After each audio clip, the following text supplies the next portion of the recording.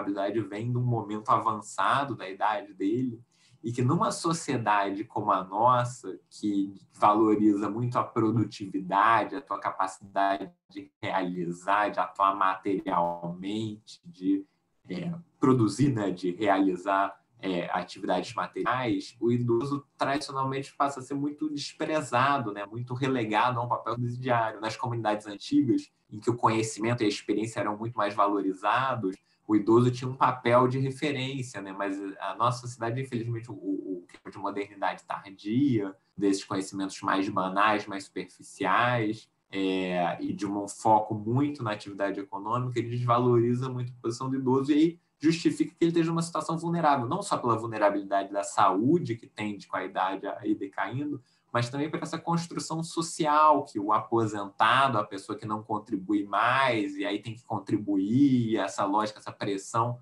social de que o idoso é um estorvo, o idoso é um obstáculo, é um problema a ser endereçado, coloca ele socialmente numa posição muito delicada, muito sensível.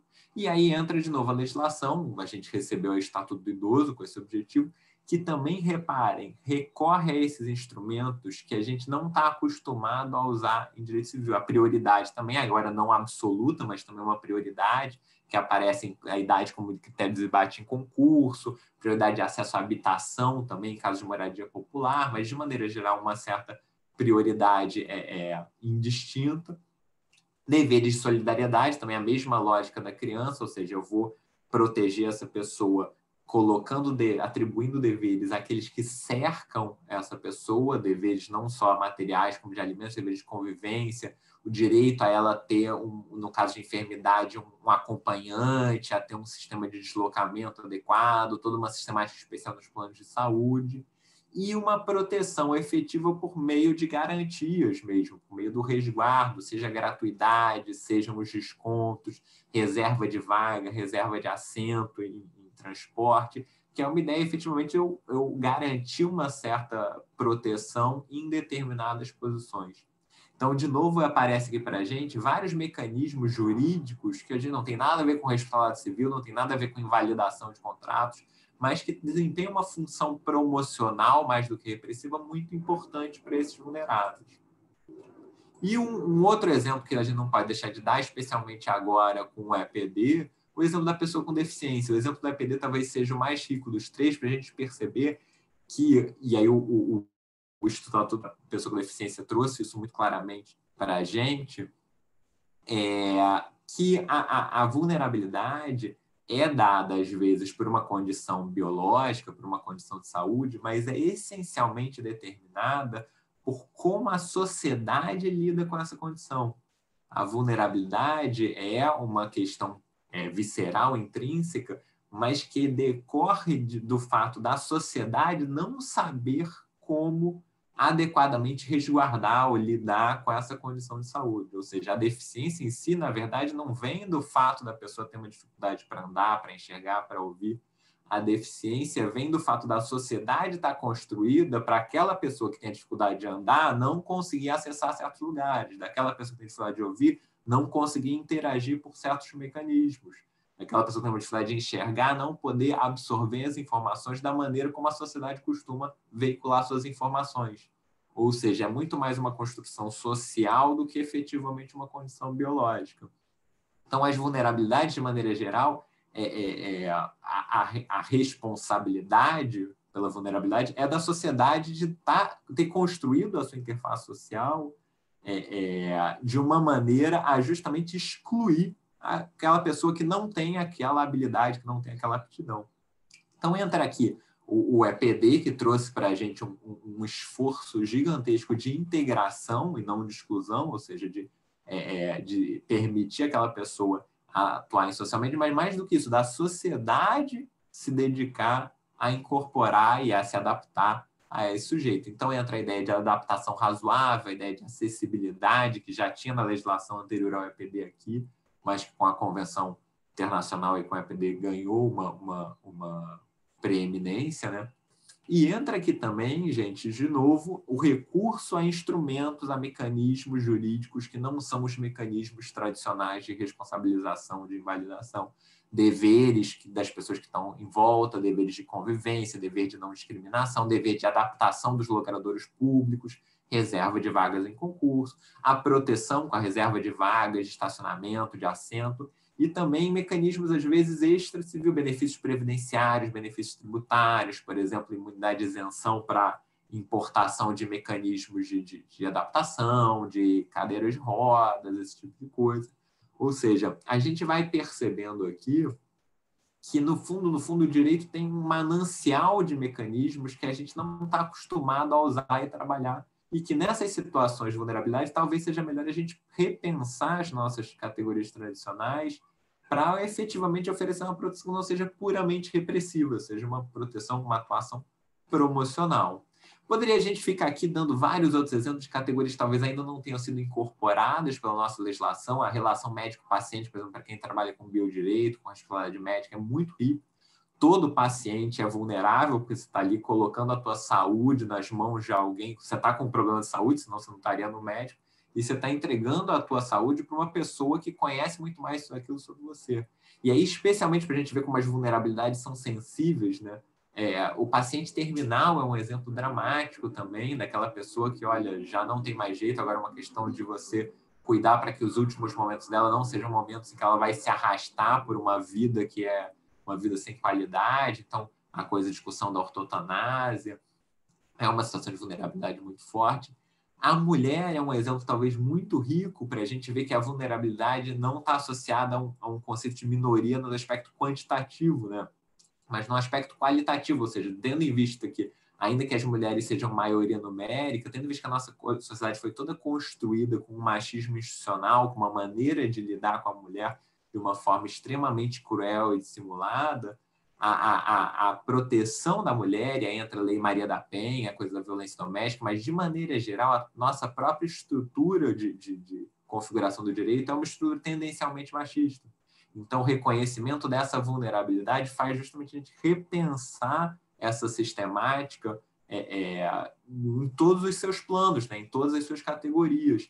A forma de lidar com a gestação, por exemplo, foi um processo extremamente tortuoso. Realmente, a mulher ficava alijada do mercado de trabalho por causa de uma circunstância que era uma construção social, entendeu? Na verdade, o fato da mulher gerar a criança é utilizado para afastar ela do mercado de trabalho. Poderia tranquilamente ser contornado de outra forma, mas a gente tem essa tradição jurídica que precisa ser repensada, precisa ser revista.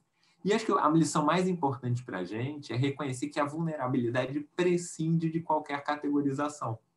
Ou seja, que, na verdade, a circunstância de ser vulnerável é sempre uma circunstância que tem que ser avaliada em concreto.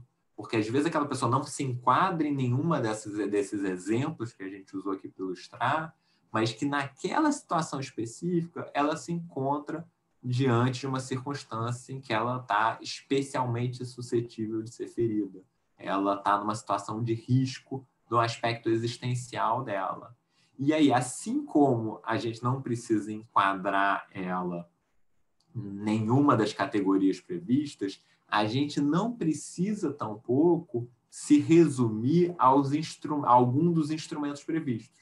Eu peguei aqui um dispositivo do CPC, não sou processualista, certamente vocês entendem muito mais disso do que eu, mas é um dispositivo que já estava no CPC antigo e que agora foi ampliado, essa ideia das tutelas atípicas, que é, olha, o juiz pode tomar as providências necessárias de qualquer natureza que seja para alcançar o objetivo, o resultado útil, o resultado prático perseguido. Então, ele dá exemplo que busca a apreensão de pessoas, desfazimento de obras, impedimento de atividade nociva. Ou seja, talvez a gente esteja precisando, no âmbito do direito civil, também dialogar com esses outros instrumentos, dos quais a gente listou alguns aqui, os deveres de solidariedade, as prioridades, com os quais a gente não está acostumado a lidar, mas que talvez sejam mecanismos de proteção dessas vulnerabilidades muito mais interessantes, muito ricos, muito úteis para a gente. E aí, gente, falei um bocado já me estendi aqui, prometi que não ia falar, vocês também não me interromperam, então eu saí falando aqui. Mas eu acho que a mensagem que eu queria colocar, até para firmar, digamos assim, esse pavimento para o Gustavo poder levantar o edifício aqui, a questão da vulnerabilidade nas sucessões, é um pouco essa. Olha, a vulnerabilidade é uma decorrência, a proteção da vulnerabilidade é uma decorrência da dignidade da pessoa humana e que, por isso, independe de se enquadrar em alguma categoria e, principalmente, não se resume a esses instrumentos tradicionais de atuação do direito aos quais a gente está acostumado. Isso o Gustavo vai colocar muito no direito das sucessões, em que medida a gente não pode repensar aquele mecanismo tradicional da vocação hereditária, da atribuição da herança conforme frações, conforme categorias típicas de parentesco, e repensar talvez outras formas de proteger herdeiros vulneráveis nesse processo sucessório. Mas, professor Gustavo, eu devolvo a você a palavra da qual já usei e abusei aqui, porque certamente você vai contribuir mais com isso. Eu espero que o silêncio de vocês não seja porque foi terrível essa última 1 hora, mas fico aguardando. Se tiver questões, dúvidas, a gente pode, senão a gente prossegue aqui com o Gustavo. Alguém tinha mandado aqui, gente, eu não consegui ver o chat, mas se alguém perguntou também no chat, tinha mandado aqui. Paula, depois me dá uma ajuda aqui. Eu vi que vocês estavam na lista de presença aqui. Falei, meu Deus, será que eles estão perguntando alguma coisa? Eu não estou vendo aqui. Não, eu estava acompanhando, amiga. Ainda não houve uma pergunta. Mas eu acho que todos eles, né, todos nós, na verdade, né, eu e eles estávamos, na verdade, muito atentos, calados, olhando, prestando muita atenção ao que você estava dizendo.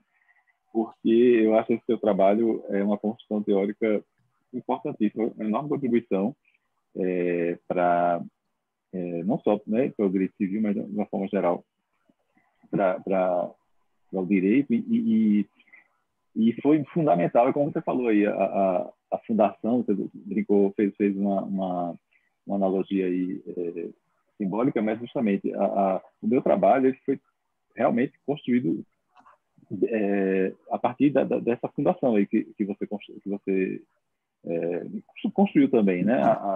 Esse seu estudo é realmente um estudo fantástico. Eu coloquei, enquanto você falava, eu coloquei o texto respectivo aqui no chat e outros textos também que a gente havia conversado antes, porque, pessoal, eu e o professor Carlos, a gente conversou, né? E quando a gente estava combinando sobre a dinâmica da aula, e a gente decidiu que a gente não iria mandar enviar uma série de textos para vocês. A gente, né, vocês não teriam tempo hábil para ler, e, ao mesmo tempo, a gente entendeu que seria melhor que a gente mandasse antes ou depois da aula, porque aí vocês teriam a oportunidade de ler aquilo que, efetivamente, vocês quisessem se aprofundar.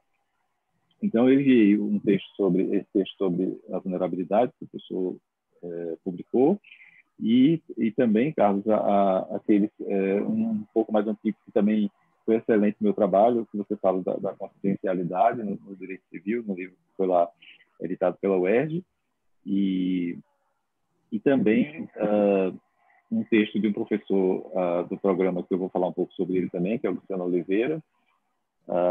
Eu acho que foi isso, né, Paula? Foram 3 ou 4 textos, né? Acho que são eles. E aí, à medida que a gente for conversando aqui, a gente vai indicando outros. Como você Gustavo, falava, só fazer né? a ressalva aqui para o pessoal, esse texto de vulnerabilidade estava generosamente para vocês, é um texto mais antigo, tá, gente? Então não estranhe, ele era anterior até o APD. Então ele é um pouquinho desatualizado, vocês perdoem isso. Eu vi também depois aqui que tinha uma pergunta do Manuel sobre a população LGBTQI. Esse é um tema super atual. Eu recentemente escrevi sobre direito à identidade pessoal, trabalhando com isso. Acho que é um ótimo exemplo. Não tinha pensado nisso realmente para a gente incluir, porque é um exemplo típico que é uma questão de orientação que é dada, né, que não é uma escolha, mas que justamente é a construção social, de novo, que torna isso uma vulnerabilidade, né? Que nem a gente estava discutindo com a pessoa com deficiência. Ou seja, não é uma questão puramente biológica. O que é mais importante é essa questão social. E essas coisas vêm à tona recentemente, graças a Deus a gente está tendo essas oportunidades de debater isso. Então, é um exemplo ótimo, também vale a pena vocês incluírem também aí nas reflexões de vocês sobre vulnerabilidade. A referência na Carla tinha perguntado a minha referência do texto para o professor ter pedido, eu posso depois passar, acho que até talvez tenha na internet, Gustavo, é um texto bem antigo, está no Temas de Direito Civil, tomo 1, a tutela da personalidade no ordenamento constitucional, depois eu verifico, mas vejo e mando por aqui para vocês. Perfeito. Eu acho que eu tenho esse texto também e eu posso passar para a Paula depois e Paula encaminha para o pessoal, né? Então, voltando aqui, só um segundo para verificar aqui a questão da tela.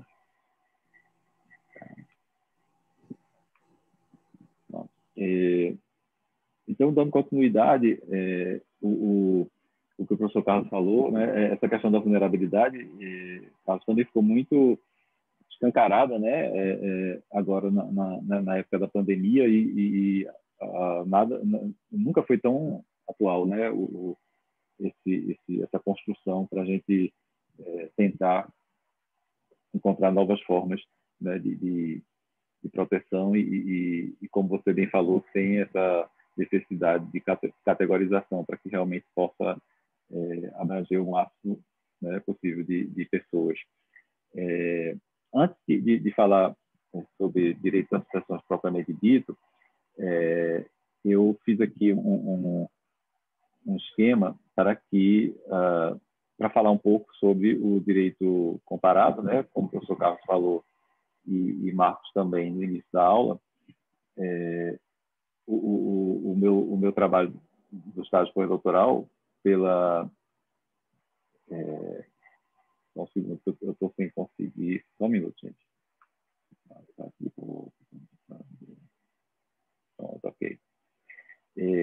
Eu não estava conseguindo passar o cursor. Bem, como eu ia falando antes,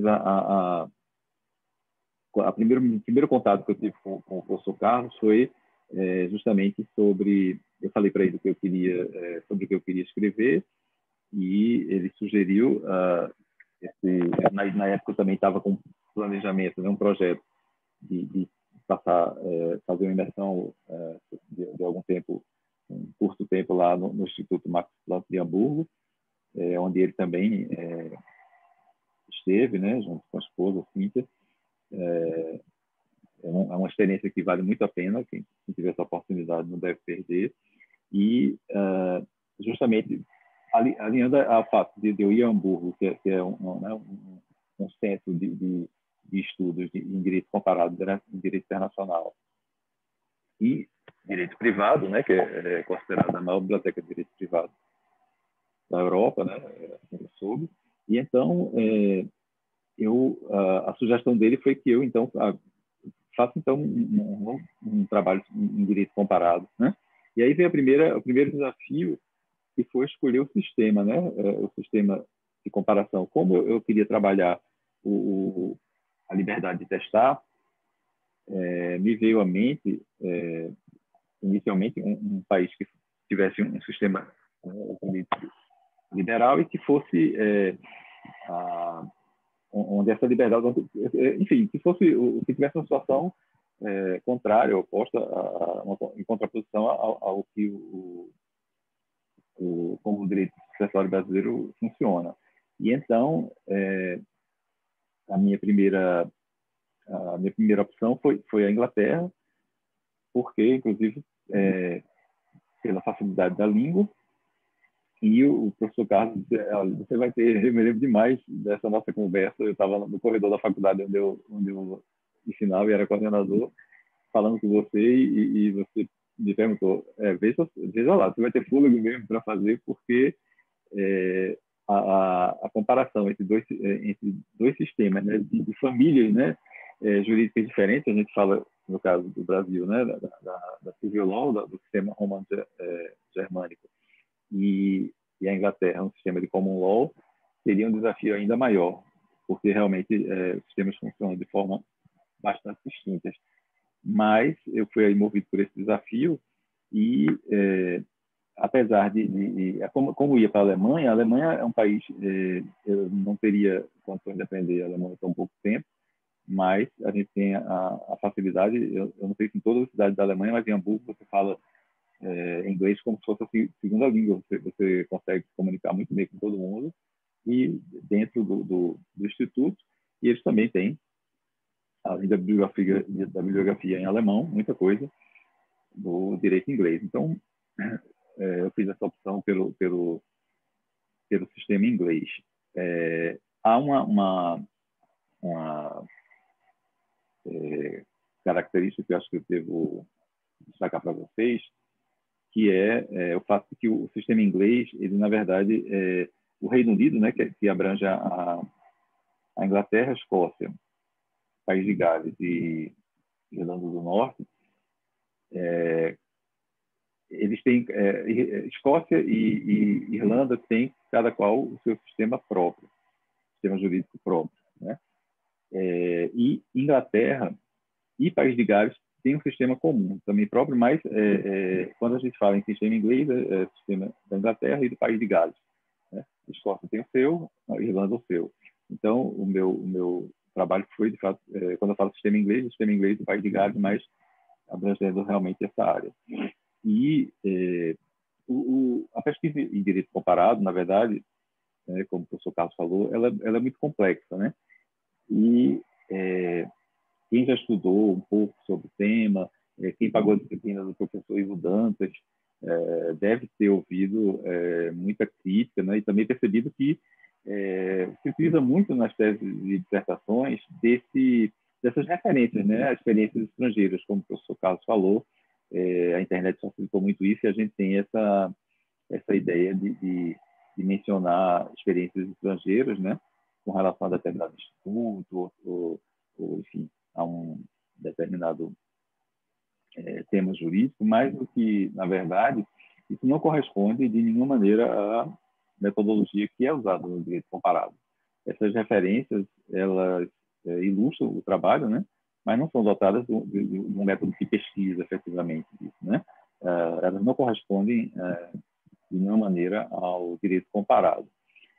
E, já que a gente tem, né, eu vou falar um pouco sobre o direito comparado, mas também queria entrar no tema do direito material da aula, não vou poder me estender muito. E esse é um tema fascinante, o direito comparado é uma metodologia fascinante, e eu aconselho vocês, existe muito material, quem quiser se interessar, eu tenho muito material que eu adquiri e também muitas referências que me foram indicadas pelo professor Carlos, no seu trabalho, alguns outros que eu obtive lá no Max Planck.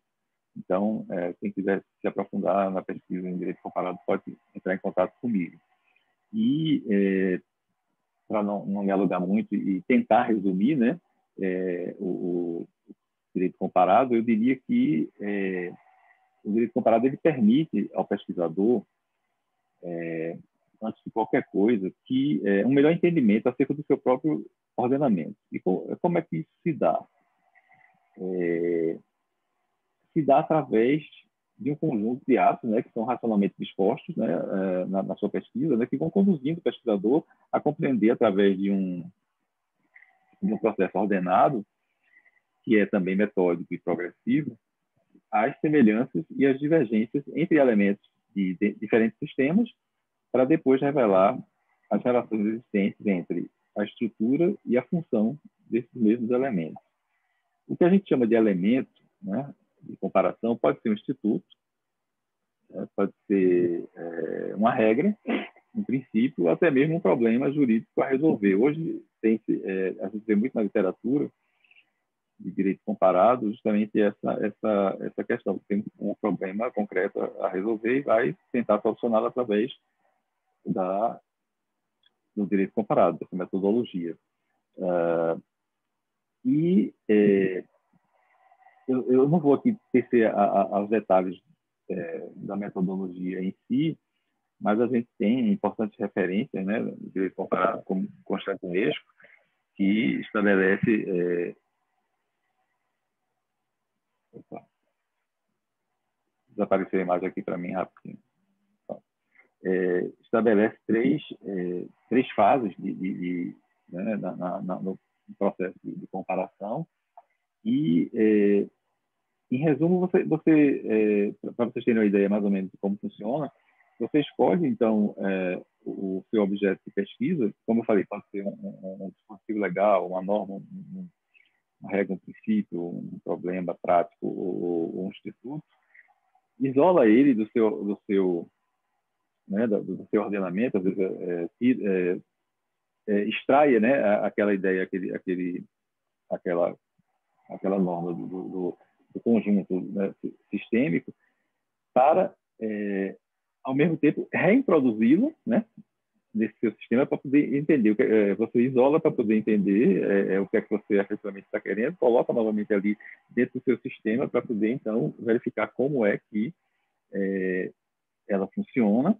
E, então, você vai buscar no ordenamento que você está comparando, também partindo da norma maior, se for Constituição. Na Inglaterra a gente não tem Constituição, mas você obtém, então, né, das normas hierarquicamente superiores,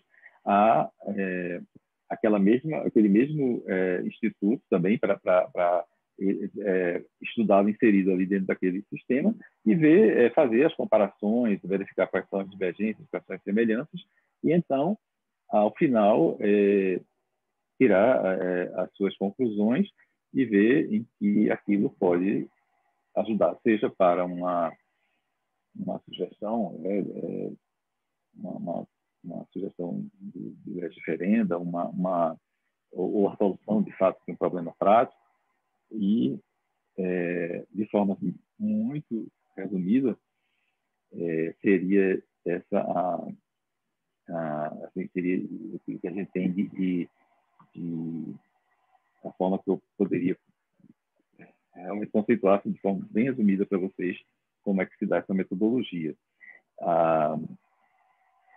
Uma outra questão, que também o professor Carlos falou, que eu acho muito importante, sobre a contingencialidade. Nesse texto que eu também disponibilizei aí para vocês, ele fala sobre isso, né, na pesquisa de direito civil, principalmente direito civil constitucional, na metodologia civil constitucional, e tem muita importância, né?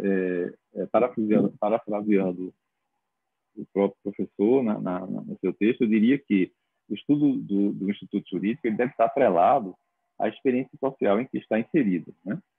É necessário que você compreender quais os interesses econômicos em questão e qual a influência da cultura, da antropologia, da religião no objeto da sua pesquisa, né? E aí, a gente também vê muito nos trabalhos acadêmicos, de forma muito recorrente, né, o uso da história, né, mas de uma forma em que não representa necessariamente essa evolução do Instituto. Você vê muito nos trabalhos uma referência a como era no início, né, como é agora e tal. E aí, Carlos, um dos textos que eu coloquei aqui, é um texto que marcou bastante quando eu fazia mestrado, mais de 15 anos atrás.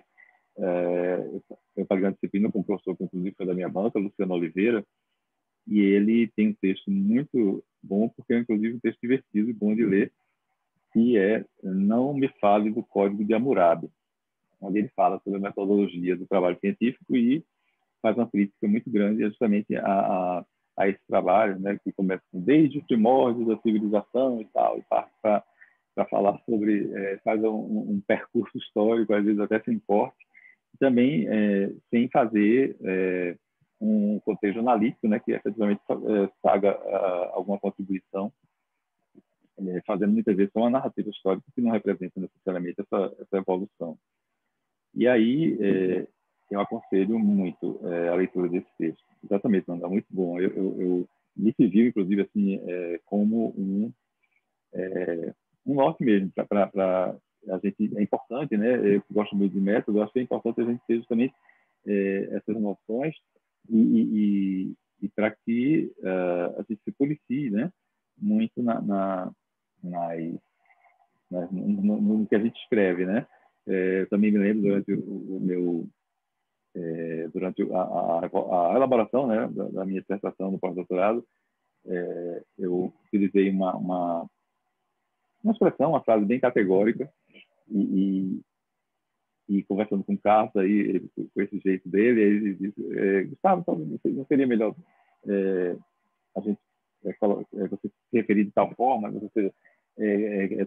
para que a gente também seja o mais isento possível, né? É lógico que a gente tem que manifestar a nossa opinião sobre determinado assunto, sobre determinado instituto, mas é sempre uma posição mais isenta, né? Então, falando um pouco sobre o meu trabalho efetivamente, né, eu fiz a comparação que resultou aí nessa dissertação do pós-doutorado, que foi editado, né, como um livro, e o tema que eu escolhi foi a liberdade de testar. Primeiro, como surgiu essa ideia, né? Eu fazia na época uma disciplina, pagava uma disciplina no doutorado ainda com o professor Paulo Lobo, um mini curso que ele deu na época, com direito às sessões. E ele tem uma posição muito diferente da minha acerca da herança legítima. Ele defende de forma bastante veemente. Mas me chamou a atenção, né? Eu que assim, eu considero uma das pessoas mais, né, de cultura jurídica e geral mais ampla que eu conheço, e ao mesmo tempo ele é um cara muito progressista, e eu queria entender onde estava, né? Porque para mim assim, ele fez uma menção na aula sobre a falta de trabalhos, de escritos, né? de aprofundamento mesmo do inciso 30 do artigo 5º da Constituição, né? Que fala que garante o direito de herança. E então eu fiquei com isso na minha cabeça, e ao mesmo tempo, como eu sempre via a herança, principalmente no Brasil, né? Um país tão desigual e com pouquíssimas pessoas com patrimônio para efetivamente haver a sucessão patrimonial, eu então tinha sempre a minha visão da herança era sempre com uma perpetuação, né, de uma concentração de riqueza na mão de poucas famílias. Isso era uma ideia que eu tinha, né, uma pré-compreensão, e ao mesmo tempo não via, não entendia por que o autor da herança não podia ter a liberdade de deixar os seus bens. Ele não tem uma liberdade total, é lógico que existe. Ele tem, né, como desconto de 50%. Mas por que essa limitação? Né? Eu fiquei com isso na minha cabeça e foi isso que eu fui buscar, né? Fazer essa comparação para tentar buscar algo no direito inglês que pudesse contribuir para pelo menos a gente discutir. Eu sei que a legítima é um assunto bastante polêmico, bastante enfim, é uma questão cultural, né? A gente não tem como simplesmente de uma hora para outra, acredito, né? Na nossa realidade aqui, e aí falando também da questão legislativa, de simplesmente acabar com a legítima, extingui-la, mas eu acho que deve haver e deve se repensar não só a legítima, mas vários institutos do direito às sucessões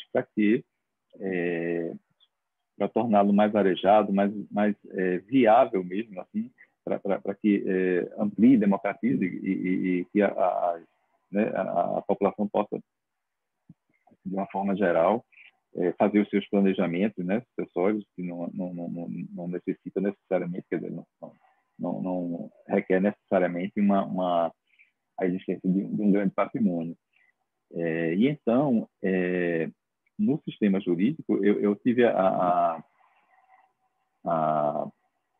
gente tem uma impressão, né, antes de estudar o sistema jurídico, eu tinha a impressão de que lá a liberdade era plena, né, e aí por isso eu ia fazer um estudo de comparação com uma situação completamente diferente do ordenamento do meu país, então não seria difícil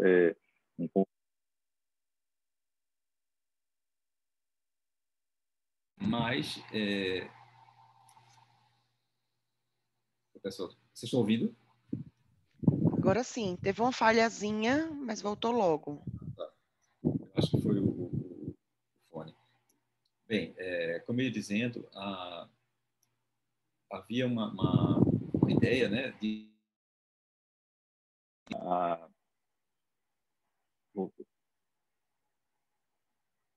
a ideia de que a herança, a liberdade de testar na Inglaterra era plena, mas eu tive uma surpresa, né, quando eu comecei a estudar e me aprofundar. Mas antes de entrar efetivamente na questão do direito inglês, deixa eu mostrar aqui a vocês, a gente partir aqui da Constituição, né, como que é a nossa metodologia constitucional, e vou compartilhar a tela aqui rapidamente, só para...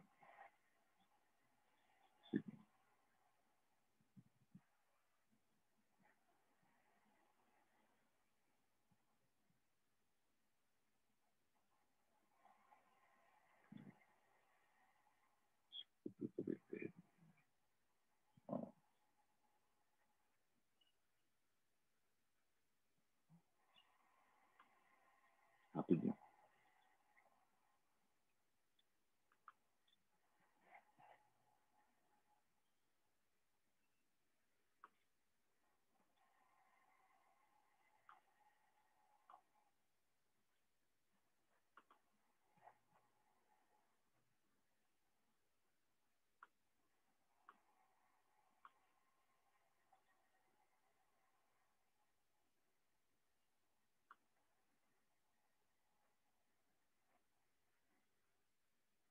Tá ok, Paula?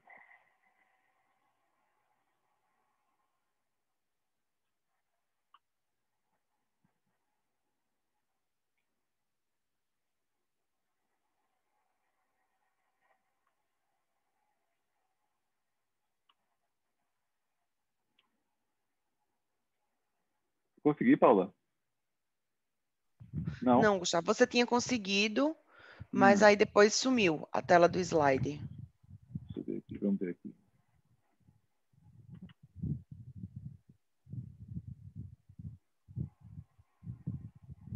Conseguiu, mas está pequeno. Deixa eu ver como é que eu faço, então.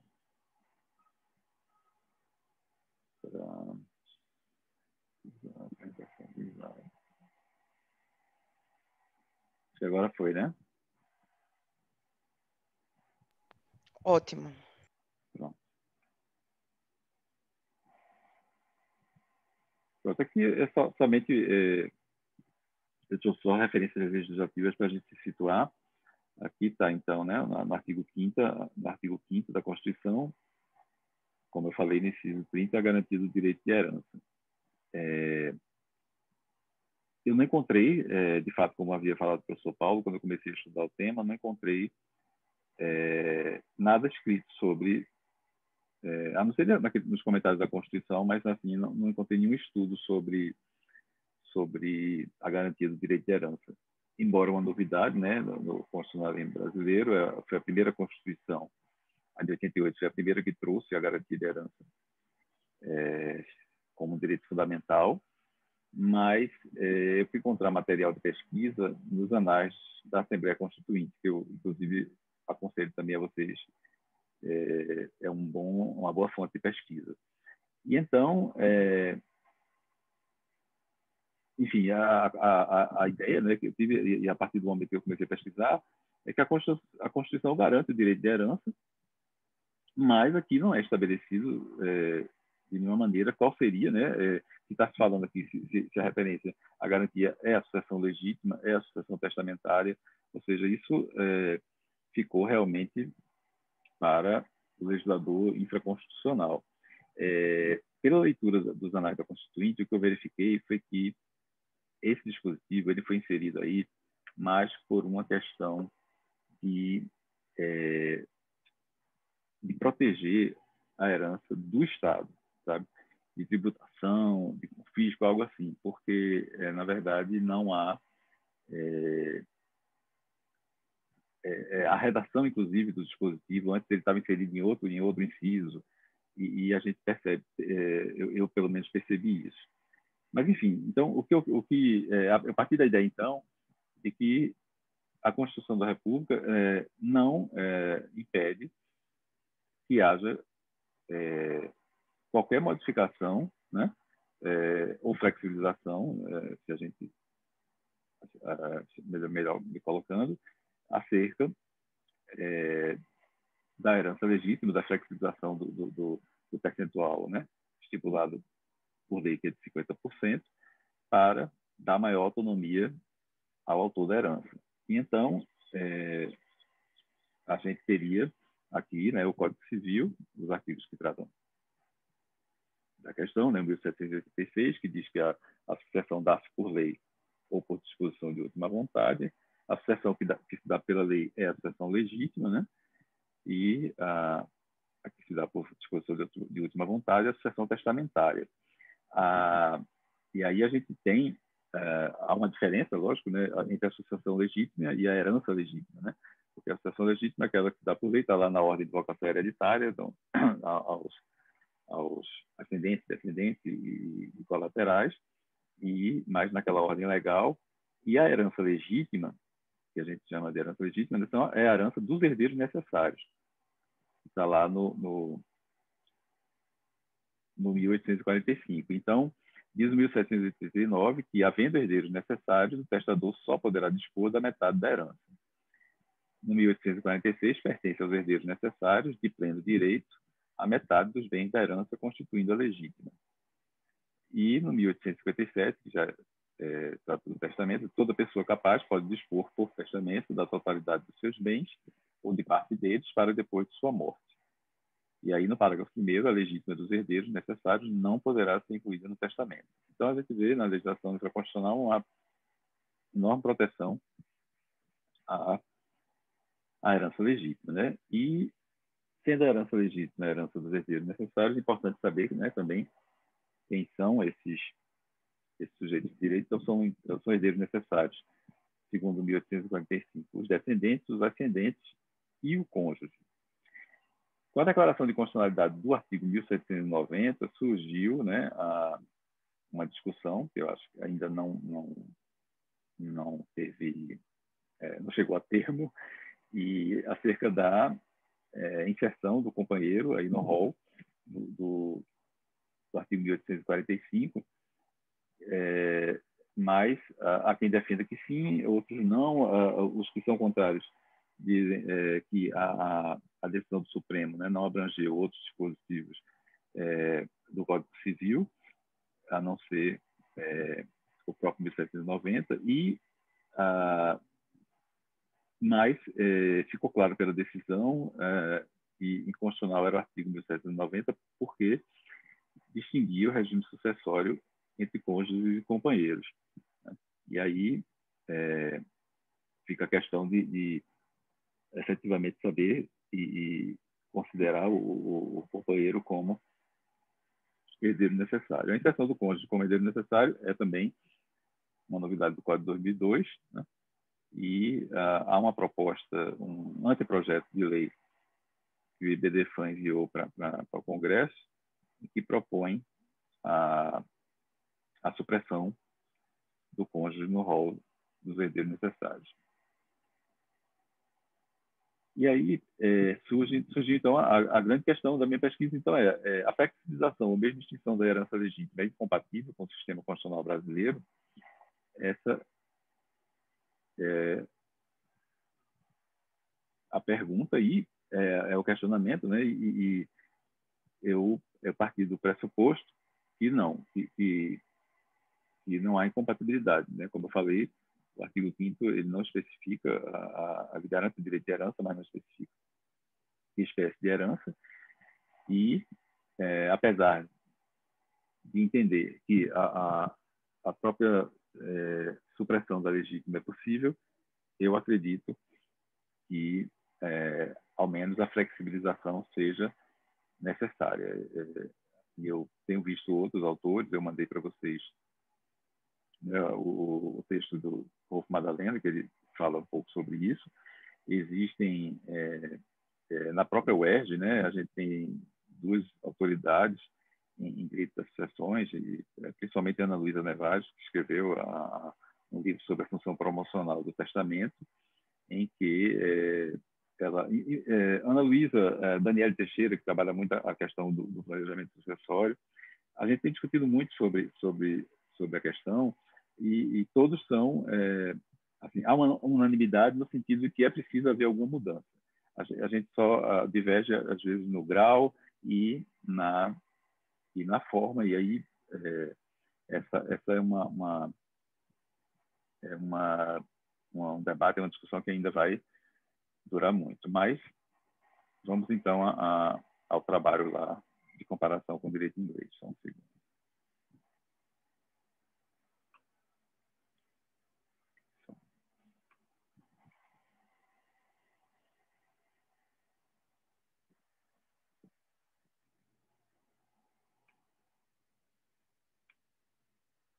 Eu estou com um probleminha aqui.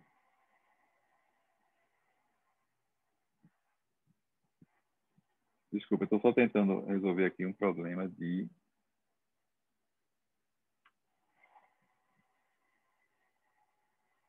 Eu estou com duas telas, só um segundo.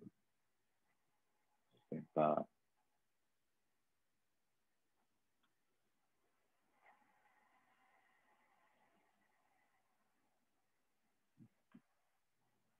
Ah,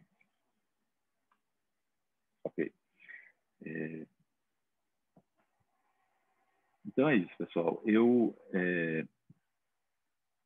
não tendo encontrado material para escrever sobre o artigo 5º, eu então iniciei minha pesquisa, né? E aí, o que eu acho que algumas coisas que eu salientaria para também não me estender muito e levar para vocês, trazer para vocês, na verdade, quais foram as minhas inquietações e os meus questionamentos. O primeiro é que a ideia de que o direito das sucessões, né, ele necessita de uma revisitação, porque a gente traz no Código de 2002 praticamente, né, todas as disposições que houve algumas mudanças, logicamente, mas muitas das disposições do Código de 16. Então, a maioria que consta lá no Código de 2002, né, dessas disposições que constam lá no título das sucessões, são disposições que foram idealizadas, né, ou desenhadas para um modelo de família que era comum no início do século XX, né? Aquela família com características patriarcais, oriunda do casamento, onde o pai era o chefe da família, a mulher cabia apenas o cuidado com os filhos e com a casa, né? O pai, o homem era também o administrador do patrimônio, e um dado de estatístico também que eu acho muito relevante, eu sempre falo isso, é que nessa época, ou seja, nem nessa época, na década de 40, quando começaram a fazer as medições da expectativa de vida, a expectativa de vida do brasileiro era de 45 anos. Isso na década de 40. Então, você imagina aí no início do século XX, ainda era menor, né? E o que é que acontecia, na verdade? Os pais morriam muito cedo, né? Deixavam os seus filhos, a viúva, né, que não trabalhava, não tinha como prover a família, e os filhos desamparados. Então, assim, havia uma grande preocupação, né, do homem em deixar os seus filhos órfãos, e a herança era uma garantia do próprio sustento daquela família. E então, a própria existência da herança legítima, né, ela é fundada nessa proteção familiar, né?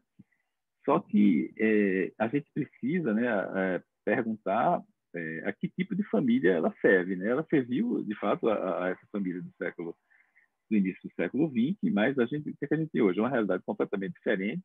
A expectativa de vida hoje, medida em 2016, é de 75,6 anos, ou seja, quase 76 anos. Então, a gente hoje vive muito mais. Tem pessoas com 76 anos que têm filhos e os filhos já estão completamente independentes, inclusive financeiramente, e às vezes até seus netos, né? Os próprios netos já podem ter a sua independência financeira. Hoje ninguém vive, né?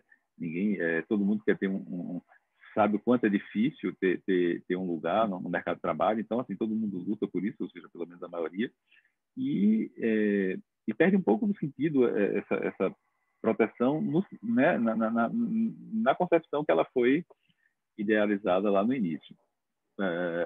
A essência da proteção pode ser a mesma, mas não há dúvida nenhuma que as configurações familiares mudaram, e mudaram, como vocês sabem, de forma muito grande, né? Então, a gente vê, por exemplo, uma outra questão também, que eu já falei no início, que é a questão da concentração da riqueza, né?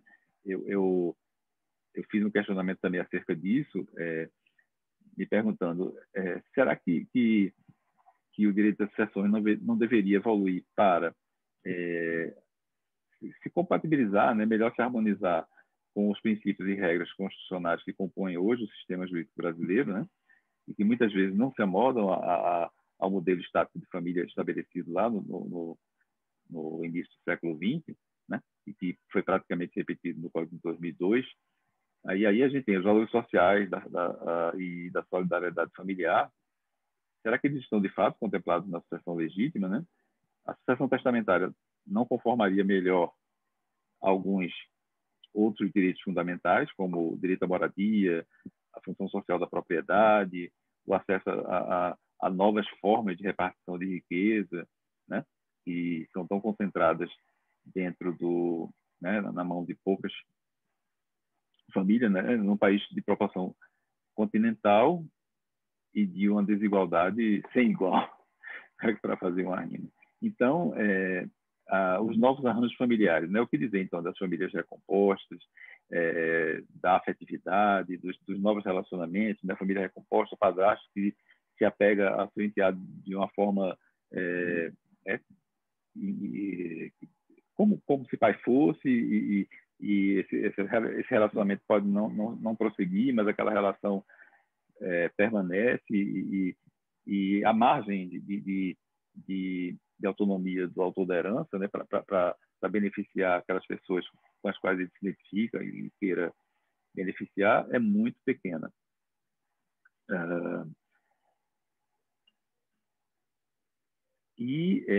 Há um texto também de Pietro Perlingieri, que eu não tenho aqui, mas eu vou mandar para vocês. Ele fala da função social da herança, e é muito bom, é um texto muito bom.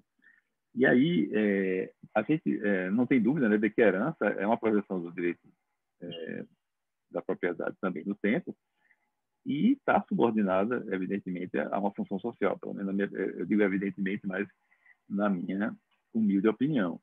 E eu questionaria também se essa função social ela estaria mais bem emoldurada na proteção da família, né, como idealizada lá no início do século XX, ou na autonomia privada do autor da herança, né, na ressignificação.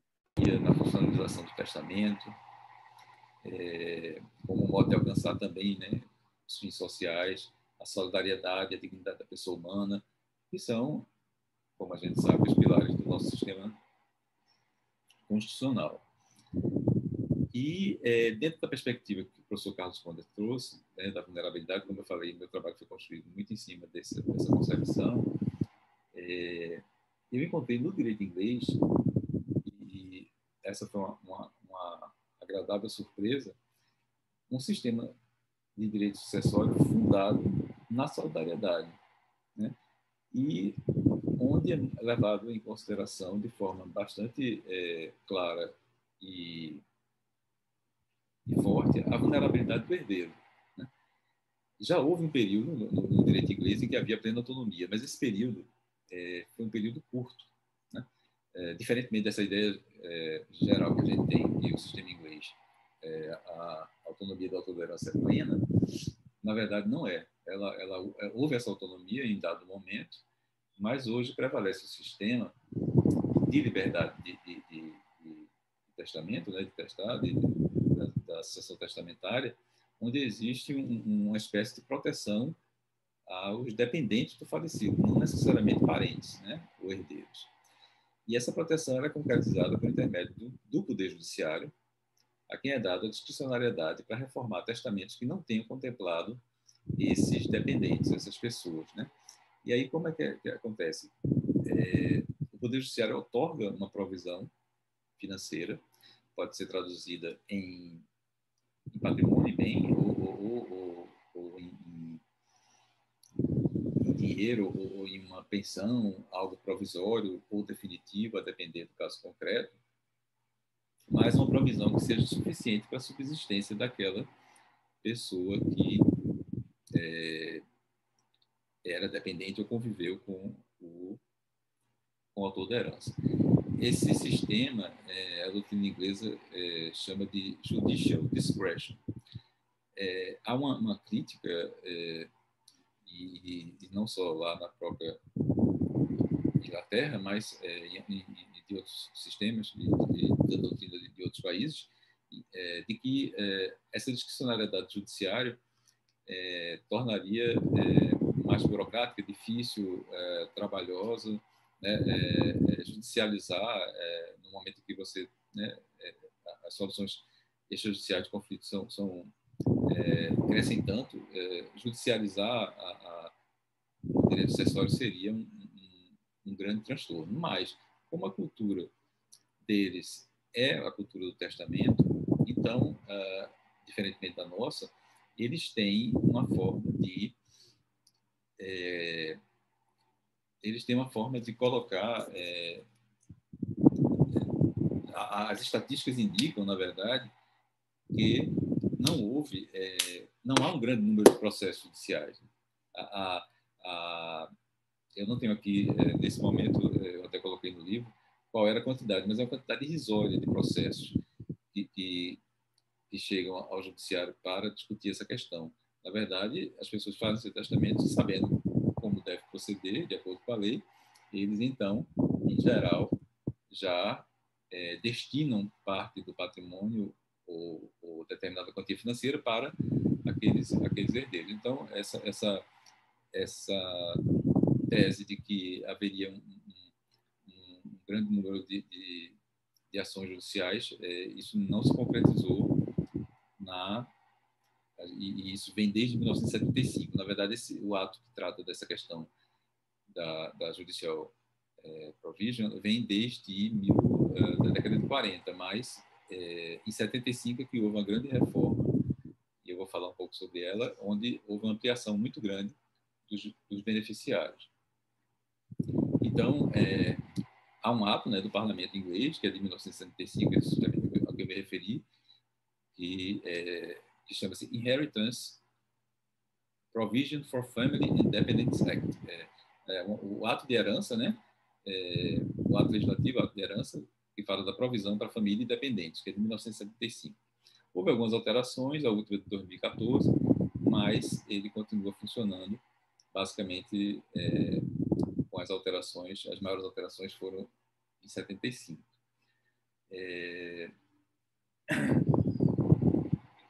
Uma outra questão também que eu acho importante destacar, antes de a gente continuar com o ato 75, é que na Inglaterra, também diferentemente do que eu pensava, eles têm um ato legislativo do parlamento sobre a sucessão ab intestato. Ou seja, se a pessoa não deixar testamento, há também regras, inclusive até bem semelhantes às nossas, às do Brasil, né, ao ordenamento brasileiro, e que estão prescritas em dois atos, né, legislativos, um é de 1925 e o outro de 1952, e houve também algumas alterações, mas, basicamente, não havendo testamento, segue-se as regras da sucessão ab intestato. E a única diferença, a grande diferença, ao final, é que, aqui no Brasil, né, quando a herança é declarada vacante, ela vai para o município, né, ou para o Distrito Federal, e lá na Inglaterra vai para a coroa britânica. Então, mas existe uma semelhança muito grande, inclusive até nos graus de parentesco e etc. No caso do ato 75, o que é que acontece? O autor da herança, o testador, ele vai dispor, né, da forma que melhor lhe aprouver sobre a destinação do seu patrimônio, mas ele tem a obrigação de não descurar daquelas pessoas que conviveram com ele, ou que por ele eram mantidas, né?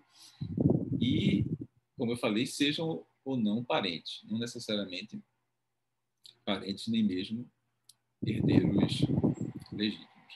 Então, existindo o testamento, vão se aplicar as regras desse ato de provisão de 1975. Não havendo testamento, a regra da sucessão ab intestato. E esse sistema ele foi criado sobre essa força motriz da solidariedade. Ele é totalmente, por todas as leituras que eu fiz, e isso foi que realmente me chamou a atenção, porque a gente tem aqui no Brasil, né, a solidariedade como um princípio constitucional, coisa que eles não conhecem lá, mas o sistema deles é realmente baseado na solidariedade, e sempre tendo em vista a vulnerabilidade dos herdeiros. Então, essas pessoas que eventualmente conviveram com o falecido eram dele dependentes e, se não forem contemplados em seu testamento, eles podem peticionar, no caso, né, é um processo simples que ocorre também num fórum apropriado, e requerer que seja que o juiz, então, outorgue a ele uma provisão financeira para a sua subsistência. Existe aqui um julgamento, né? E aí é interessante isso porque, além lá na Inglaterra, na verdade, no sistema inglês, há uma prioridade grande ao cônjuge e aos filhos menores, né? Mas a gente tem casos de pessoas como, por exemplo, cuidadores que passaram muitos anos, né? As pessoas estão morrendo hoje, né, com a idade muito mais avançada, e há casos de testamentos em que cuidadores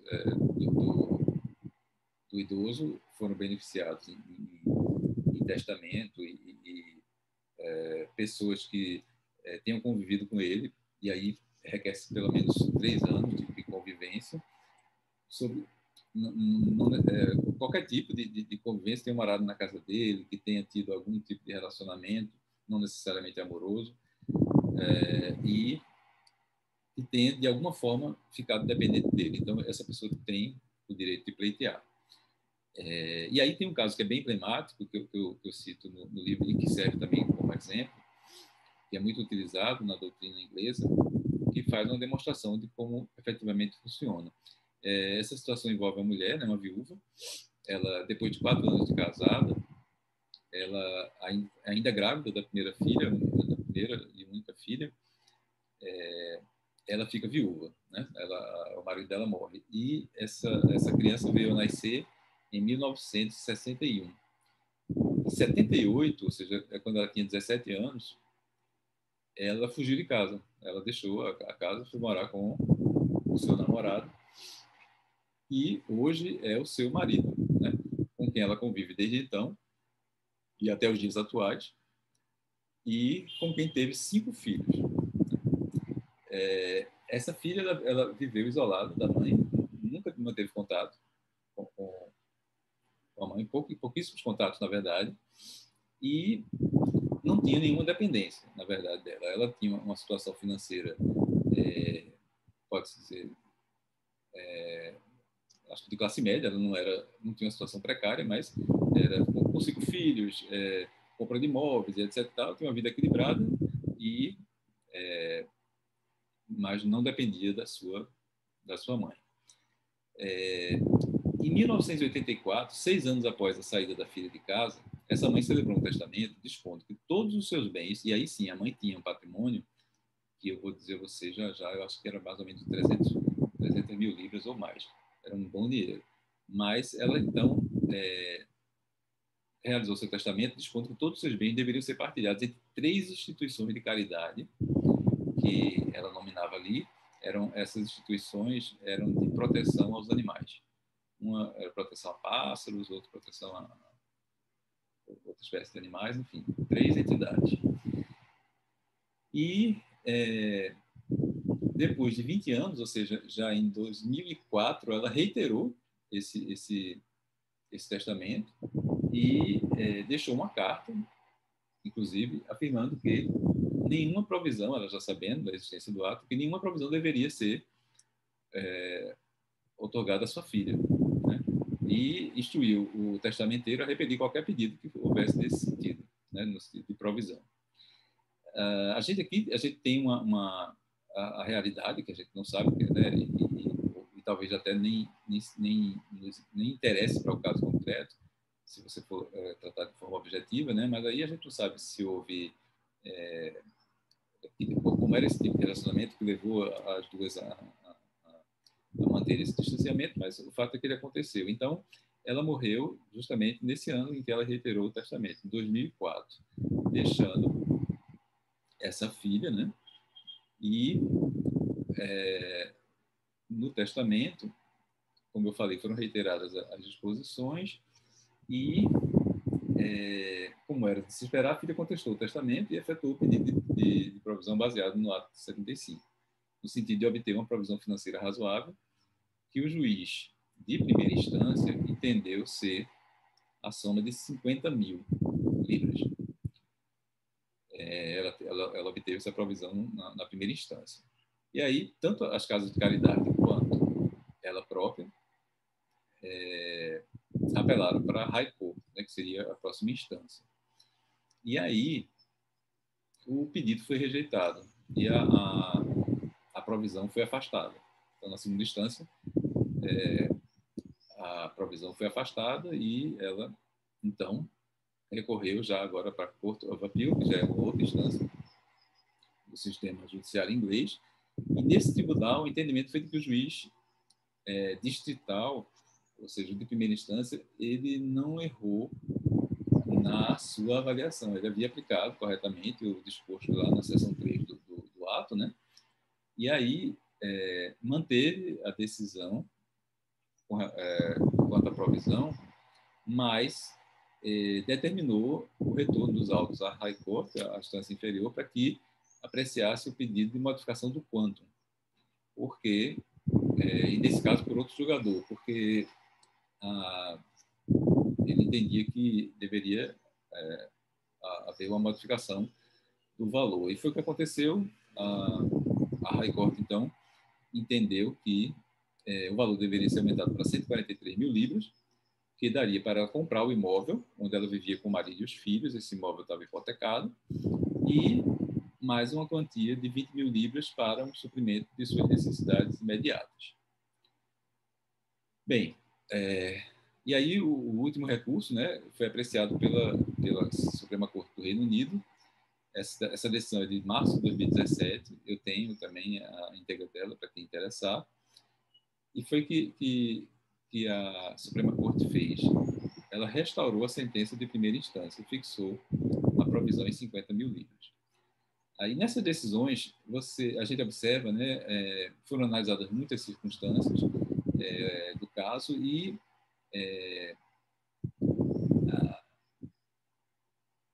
assim, o que é interessante de observar é justamente que ela sempre foi, a filha sempre foi independente financeiramente da mãe, né? E ainda que não tivesse uma vida extremamente confortável, ela possuía bens básicos, possuía um imóvel, né, cujo financiamento vinha sendo honrado, inclusive. Então, o raciocínio utilizado para, inclusive, né, ser coerente e manter a interpretação correta, né, das disposições do ato, é que quanto mais peso for dado à liberdade de testar, menos provisão deve ser concedida em casos como esse, né? Se a regra é a liberdade de testar, então, de fato, haveria a necessidade de provisão, em alguns casos, né? Nesse caso específico, achou-se que a quantia deveria ser essa. No Brasil, né, aí já retornando para o nosso sistema, o que a gente observa, na verdade, é um grande esforço legislativo, né, para a concentração do patrimônio na família. Isso é uma coisa que eu também observei e que eu sempre gosto de destacar, né? Quando foi promulgada a Lei 12.344, né, a pessoa maior de 60 anos era obrigada a se casar sob o regime da separação de bens. Até, acho que 2010, né? Aí você imagina, 60 anos terei eu daqui a 4 anos. Né? Eu imagino, poxa, eu não terei capacidade de escolher o regime jurídico, né, do meu casamento. Pois bem, em 2010, com a alteração, né, pela Lei 12.344, o artigo 1641 do Código manteve, né, a obrigatoriedade do regime da separação de bens, mas para as pessoas maiores de 70 anos. O que, para mim, ainda representa, assim, eu questiono muito esse dispositivo e entendo, na verdade, que ele é inconstitucional e não, e, na minha opinião, não há fundamento para justificar essa limitação. Da mesma forma, eu também entendo a questão do pródigo. Eu acho que o código foi implacável também com o pródigo. Eu sei que existe a prodigalidade hoje, inclusive, ligada muito a alguns transtornos mentais, mas no sentido de que o que a gente, né, verifica muito na prática é que, às vezes, a pessoa, né, o idoso quer curtir a vida, quer passear, viajar, com a companhia que bem entender, começa a gastar dinheiro e a família, então, fica tensa e preocupada, né, com aquele que aquela pessoa vai dilapidar seu patrimônio e, muitas vezes, tomam medidas drásticas e, muitas vezes, inadmissíveis. Então, eu penso também que o Instituto da Prodigalidade ele não pode ser utilizado como instrumento de garantia da herança. E aí, esses são exemplos de situações que a gente encontra agora já em pleno século XXI. Né? Antes, né, no sistema anterior, do Código 16, os filhos eram discriminados, os companheiros eram ignorados, né, para que o patrimônio se concentrasse sempre na família nuclear, né, formada pela mãe, pelo pai provedor, pela mãe cuidadora, né, e os filhos que eram oriundos desse casamento.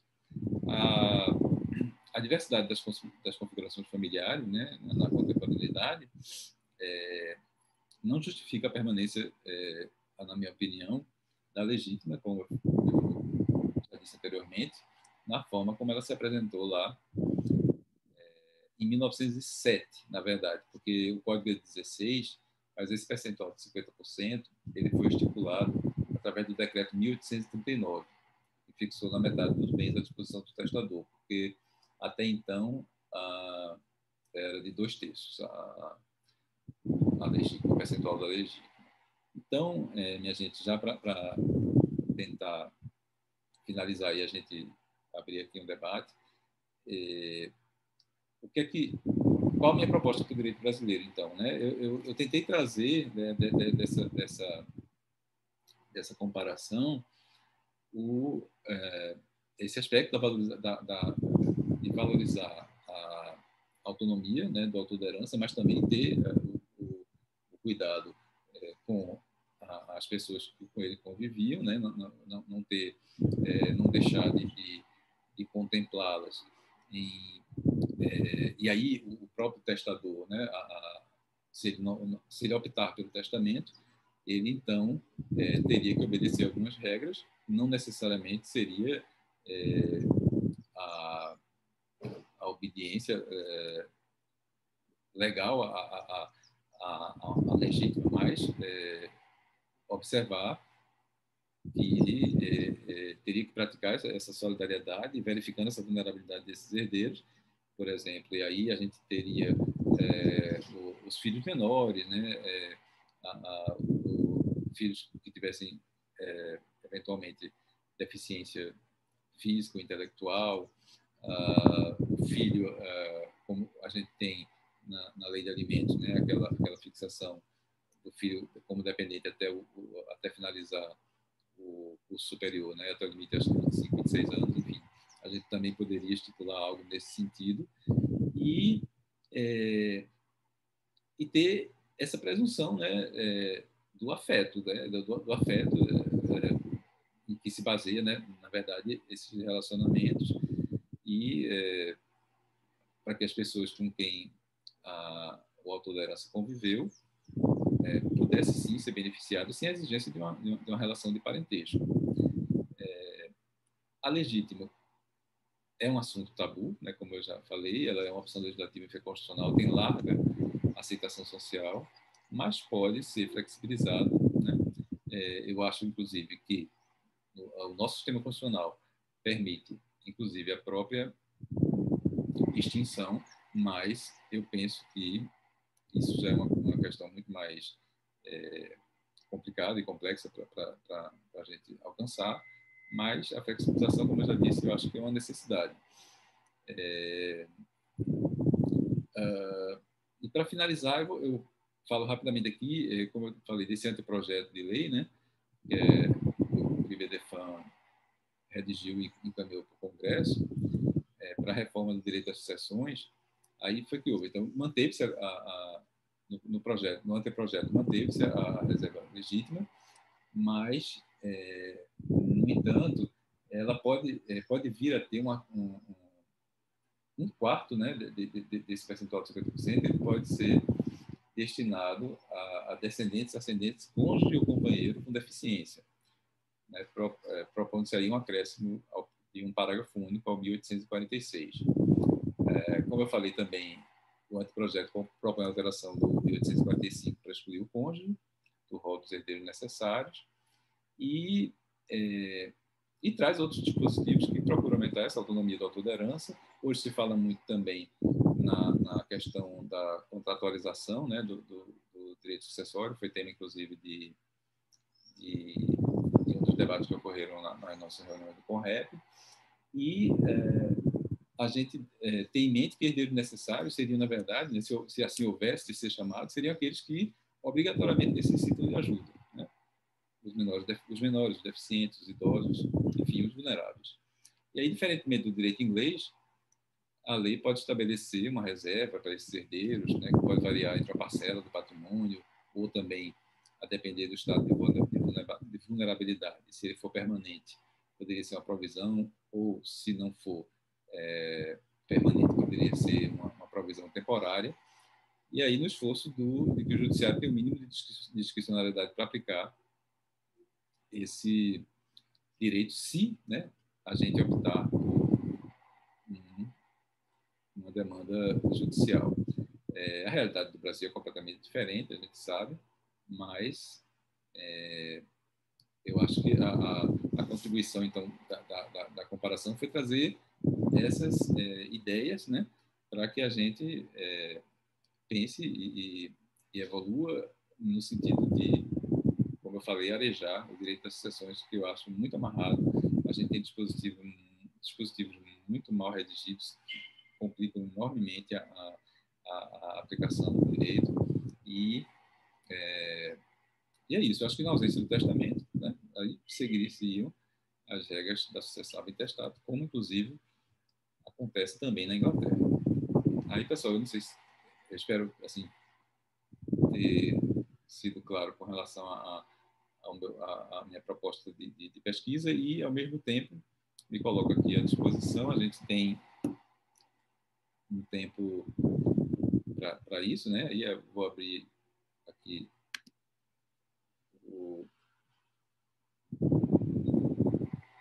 a galeria dela para a gente poder se ver todo mundo. Deixa eu ver aqui se tem alguma pergunta no chat. Nesse texto, professor Luciano, perspectiva. Paula fala que é muito boa essa perspectiva, se fala bastante do planejamento sucessório diante da diversidade das entidades familiares. Exatamente, Paulo, eu acho que essa é uma questão de extrema importância e deve sim ser levada em consideração. E eu vejo Carlos, né, antes, quando ele estava fazendo a exposição dele, e esse assunto, esse tema tem muito a ver com isso também, eu acho que eu falei, não sei se foi na última aula, no último encontro da gente, e que a gente tem que estar muito vigilante, né?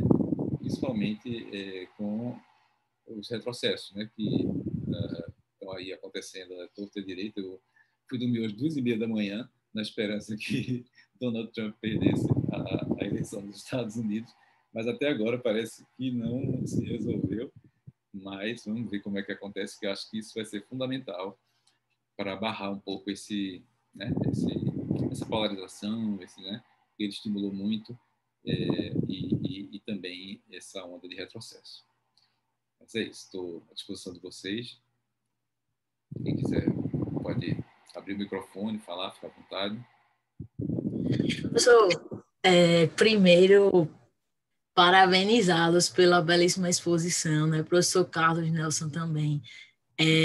Falou de um tema que é muito caro a mim, pelo meu projeto de pesquisa, e quando a gente fala de vulnerabilidade, Eu agora, né, ouvindo vocês, tive vários insights, até pensando já no artigo que pretendo escrever, e eu queria fazer um questionamento para ambos. Como o professor Carlos Nelson falou em relação à vulnerabilidade, independente de uma categorização, ou seja, que no caso concreto a gente poderia verificar uma vulnerabilidade, ainda que seja decorrente dessas próprias características que a gente já tem, de criança, de idoso, de pessoa com deficiência, mas que no caso concreto isso pode se revelar mais evidente. E quando o professor Gustavo fala do inventário, então, nesse sentido, a minha pergunta seria se vocês entendem que seria possível, no nosso sistema, a gente estabelecer critérios de, posso dizer, priorização, mas não necessariamente de alterar os quinhões da herança, mas, por exemplo, se nós temos bens em valor, né, em espécie, e temos bens, né, em imóveis, se seria possível a gente dar uma prioridade a uma pessoa com deficiência, a uma pessoa idosa, para que ela receba o bem em valor, ou se seria possível a gente tentar relacionar o direito real de habitação para uma pessoa com deficiência que fique no imóvel, enquanto não, né, não conclui o inventário, enquanto o imóvel é posto à venda e etc. E aí, assim, é uma pergunta, claro que deixando um leque aberto para que vocês façam algumas reflexões, e agradeço, né, pelas contribuições de hoje, foi uma manhã rica. Nós que agradecemos, João. Muito bom. Muito boa a sua colocação. Eu vou passar para o professor Carlos depois, mas, a princípio, já falando na questão da herança, como você colocou aí, eu acho que justamente com uma mudança legislativa, sim, né? E aí seria justamente a concretização, né, dessa proteção desses vulneráveis, né? Que hoje não estão sendo contemplados. Aí, justamente a concretização aí da teoria do professor Carlos. E agora, infelizmente, a gente teria que somente isso só poderia ocorrer através de uma mudança legislativa, né? Hoje a gente não teria, acho que até teria talvez uma decisão judicial que tivesse alguma margem, mas também dependeria do número de herdeiros e etc e tal, mas acredito que a gente teria que, e aí essa é a proposta dessa discussão, entende? É levar justamente a que se repense tudo isso para que possa haver essas necessárias modificações.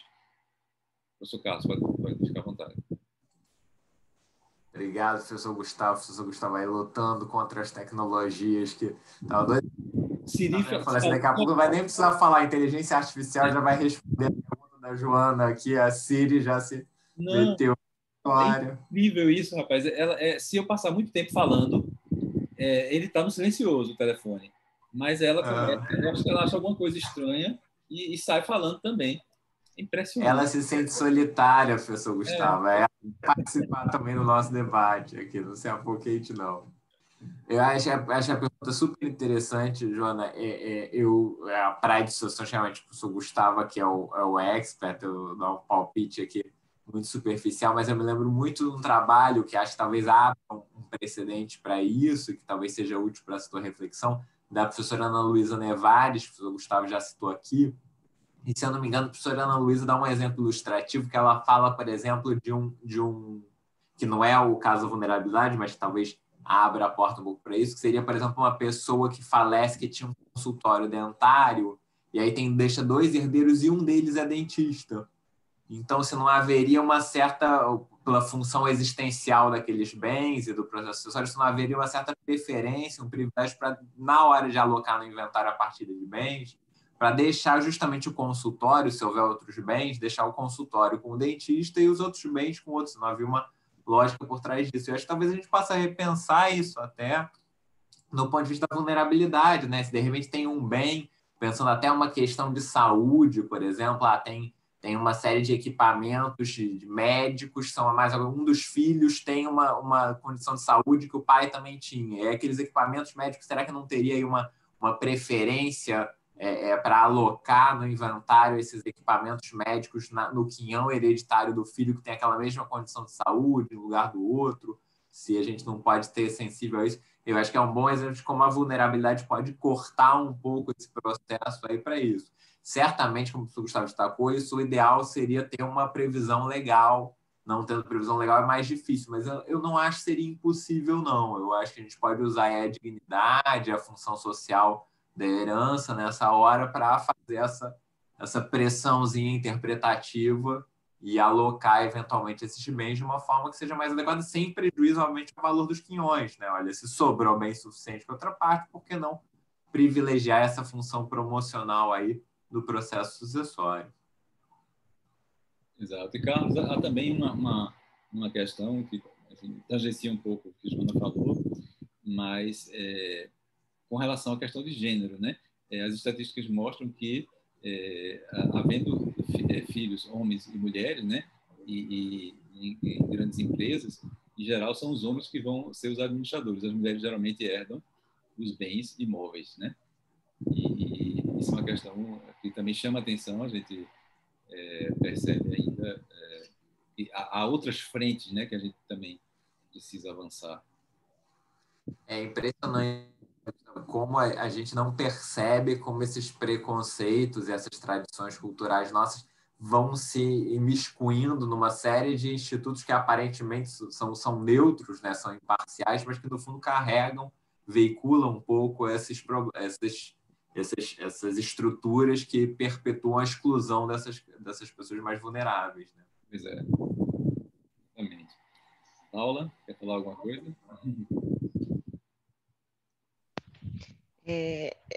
Eu adorei. Na verdade, eu já sou suspeita para falar sobre a fala do professor Gustavo, até porque eu já li o livro e, assim, fiquei encantada e concordo plenamente com essa repersonalização, esse pensamento de flexibilização da legítima. E também a apresentação do professor Carlos foi espetacular.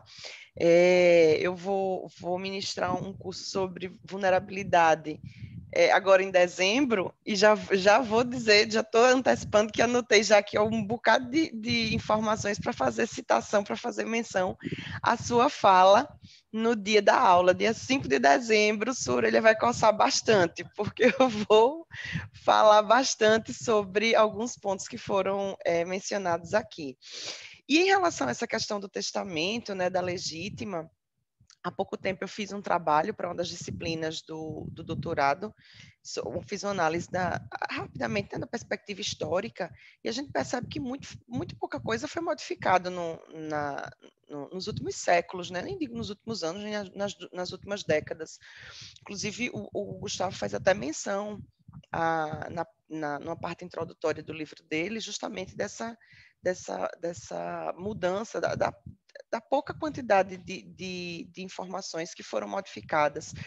E aí, quando a gente para pensar que a sociedade do século XVII, do século XVIII, não é a mesma da sociedade da gente dos dias de hoje, né?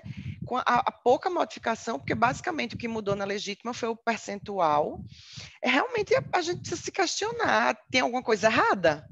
Né? Uma sociedade completamente diferente, valores diferentes, entidades familiares diferentes, um mundo assim que não tem nem muito o que comparar, as relações interpessoais, as relações patrimoniais, como o Gustavo falou, expectativa de vida, tudo tão diferente, e quando a gente pega a legislação é basicamente o mais do mesmo, quando a gente fala de legítima, e a modificação foi a mínima em relação ao percentual. Mas quando a gente trabalha com essa ideia, esse limite, né? Esses obstáculos para testar, eu acho que vale a pena a gente repensar. Então, quando eu digo que eu sou suspeita para falar sobre a fala do Gustavo, porque realmente eu concordo, o livro dele ele foi muito convincente, essa análise comparativa, né, do Brasil, da legislação brasileira, foi muito convincente. E mesmo que a gente continue adotando o modelo social, a proteção dos vulneráveis, eu acho que a liberdade de testar hoje, primeiro que a sociedade ela já precisa também começar a aceitar mais, porque a sociedade ela tem dificuldade de falar de testamento, né?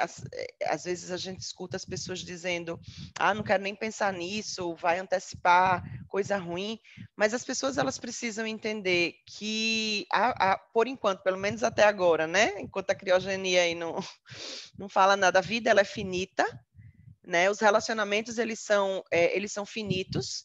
As pessoas elas vão um dia falecer, elas vão deixar bens, vão deixar herdeiros.